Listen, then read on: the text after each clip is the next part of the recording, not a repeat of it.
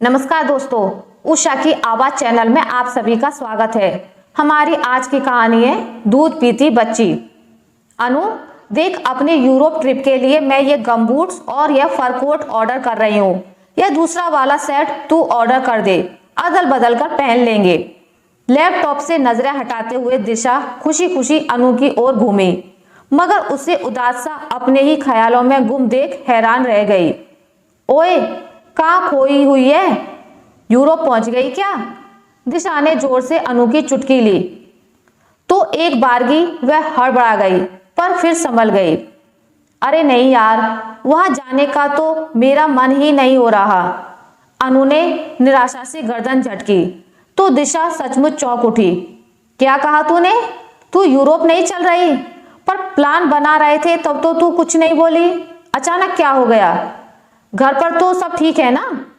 हाँ, सब ठीक है, बस ऐसे ही कुछ सोच रही थी। अनु अब भी अनमनी सी थी। अपनी सबसे अच्छी दोस्त को भी नहीं बताएगी? कहते हुए दिशा उससे और सटकर बैठ गई। अनु जबरन चेहरे पर फीकी सी मुस्कान ले आई। दिशा जिस हक से उससे पूछ रही है वह उसकी जगह वाजिब है। उसने हमेशा अपनी परेशानियां अनु से शेयर की हैं, अपने माँ बाप का अलगाव, अपने हॉस्टल की परेशानियां, अपने बदलते क्रश, कभी कुछ भी तो नहीं छुपाया। अनु अभी सोच ही रही थी कि दिशा ने अगला प्रश्न कर डाला। तुझे घूमना फिरना पसंद नहीं? मुझे अब याद आ रहा है, गोवा ट्रिप के समय भी तू ऐसे ही अनमनी सी बनी रही थी। ऐसा कुछ नहीं है यार, घूमना फिरना तो मुझे बेहद पसंद है। समझ ले, पापा मम्मी से यह शौक मुझे विरासत में मिला है। मैंने जब स्कूल भी जाना शुरू नहीं किया था तब से उनके साथ देश का कोना कोना घूम रही हूँ। पापा को अपनी नौकरी में प्रमोशन के लिए दरअसल काफी सेमिनार्स, कॉन्फ्रेंसेस और कोर्सेज करने होते थे, तो वे अपने खर्चे से मम्मी और मुझे भी साथ ले जाते थे। मम्मी बताती हैं कि अपनी उन ट्रिप्स को हम इतना एंजॉय करते थे कि प्रमोशन के बाद भी जब तब ऐसी ट्रिप्स पर जाने का यह क्रम उन्होंने जारी रखा। हालांकि मुझ नन्ही सी जान को हर जगह साथ ले जाने में उन्हें बहुत दिक्कतें भी आती थी। मेरा खाने पीने, पहनने का ढेर सारा सामान, खिलौने, दवाइयाँ आदि लाद कर ले जाना होता था, पर मुझे दादी नानी के पास छोड़ने के बजाय उन्हें ये परेशानियां वहन करना भाता था। दिशा को उत्सुकता से सुनता देख अनु और भी उत्साह में आ गई थी।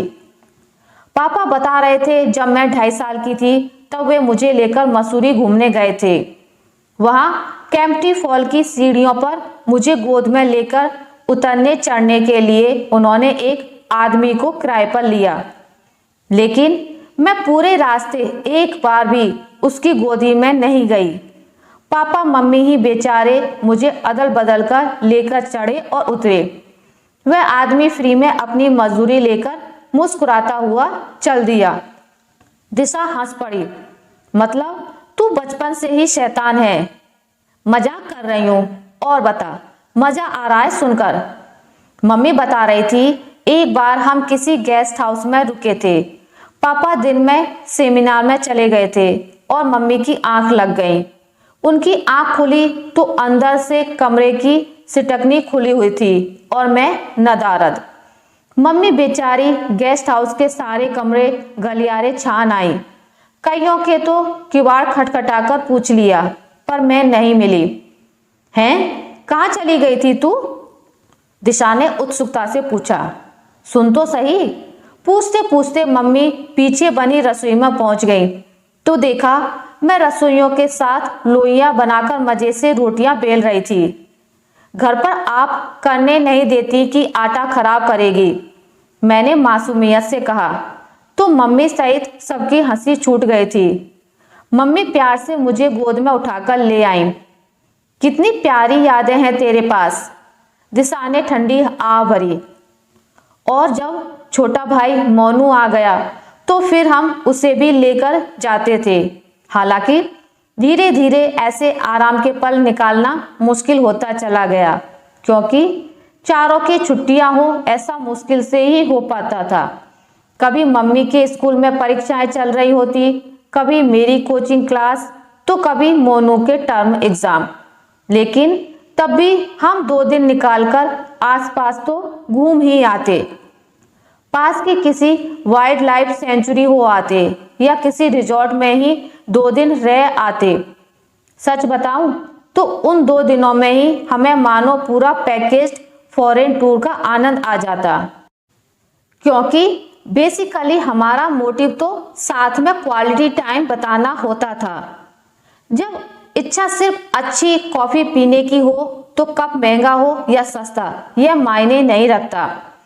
हर ट्रिप के फोटोग्राफ्स हमने सहेज कर रखे हुए हैं, तुम्हें दिखाती हूँ।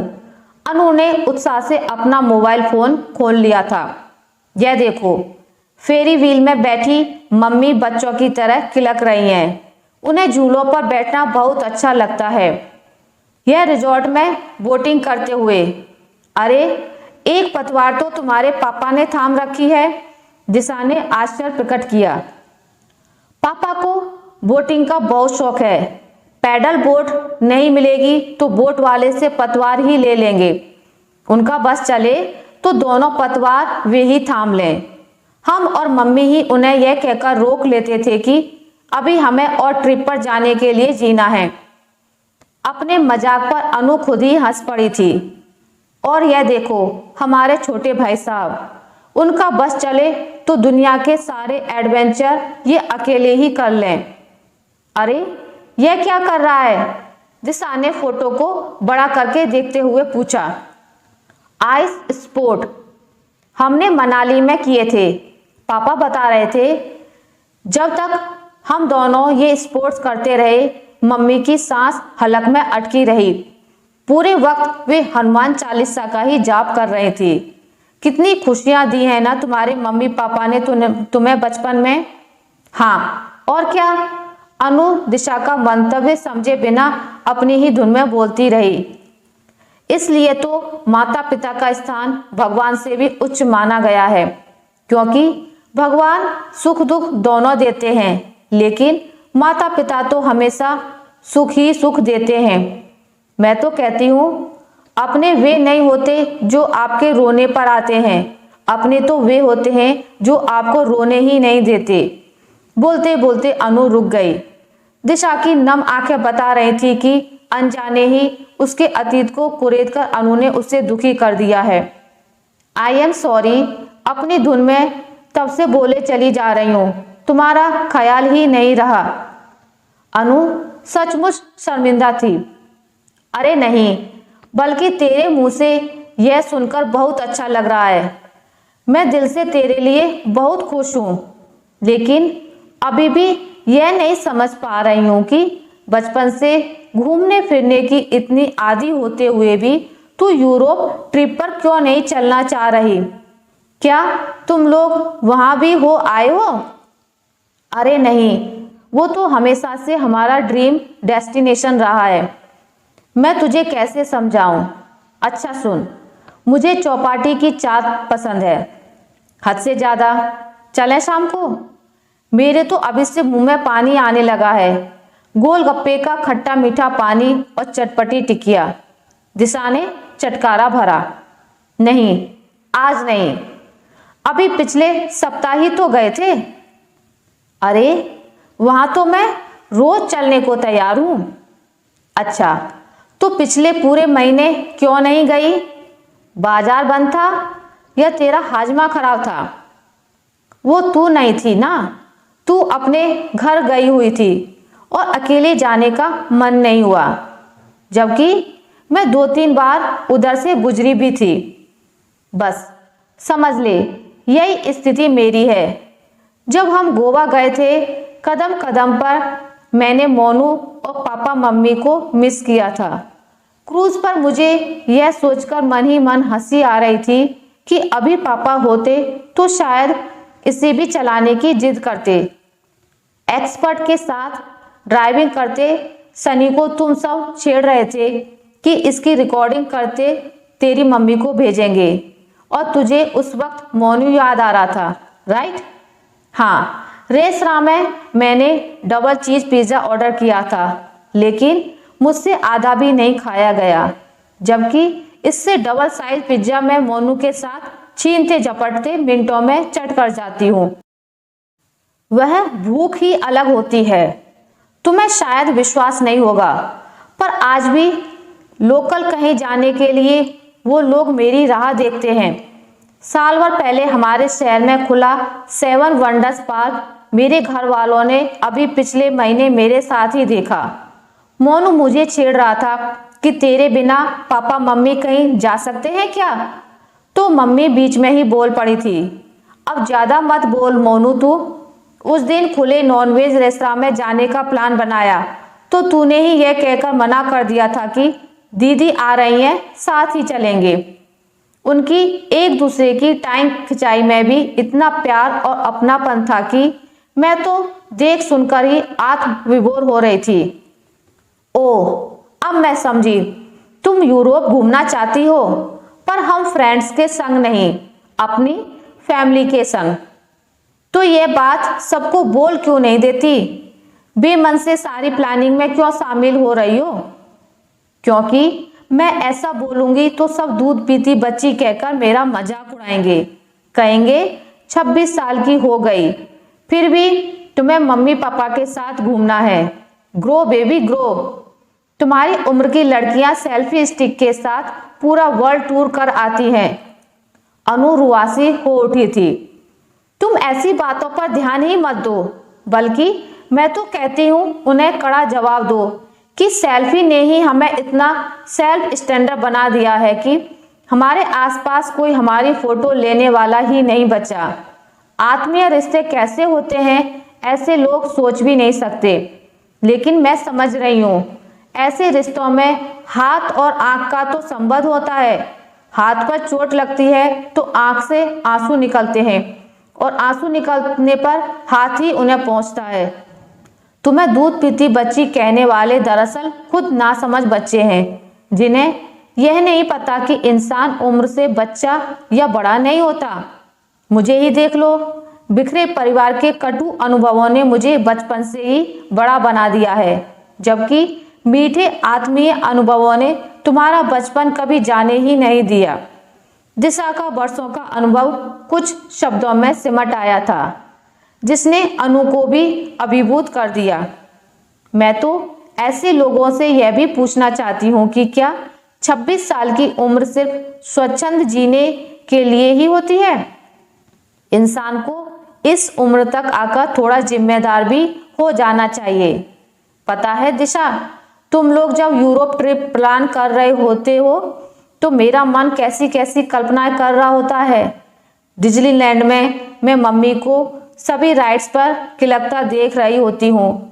वेनिस में पापा को गलियों के बीच गोंडोला घुमाते देख रही होती हूँ, और स्विट्जरलैंड में मोनू को स्नोफॉल के बीच स्पोर्ट्स करते देख रही होती हूँ। इटली में हम सब मस्ती से पिज्जा उड़ा रहे होते हैं।